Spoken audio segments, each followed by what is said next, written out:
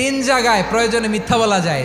এক নাম্বার, আপনার ওয়াইফকে খুশি করার জন্য, সে একটু এরকম না বলে একটু কৌশল করে বললে খুশি হবে, ওটা বলা যায়। দুই নাম্বার, জীবন মরণের ব্যাপার, যান বাঁচানোর জন্য একটু কৌশল করে ঘুরিয়ে বললেন, এটা জায়েজ। তিন নাম্বার, দুইজন ঝগড়া লাগছে তাদেরকে মিলিয়ে দেওয়ার জন্য কৌশল করে একটু মিথ্যা বলা, ঘুরিয়ে বলা যায়। দুইজনের মধ্যে দেখলেন যে সম্পর্ক খারাপ, একজনরে বললেন, ভাই সে তো ওই দিন আপনার ব্যাপারে অনেক প্রশংসা। কি আমার ব্যাপারে প্রশংসা? কি বললো? এই বললো আপনি নাকি এই করছেন ওই করছেন, অনেক প্রশংসা। লোকটার মন খুশি হয়ে যাবে তার ব্যাপারে, ঠিক কিনা?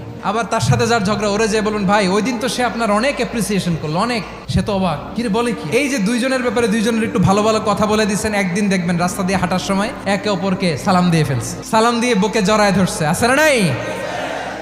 আবার মিলমিশ হয়ে গেছে। কিন্তু আমাদের স্বভাব হইলো, দুই প্রতিবেশী যদি একসাথে বসে একসাথে হাঁটে, দূর থেকে দেখলে আমাদের জলে, আছে না নাই?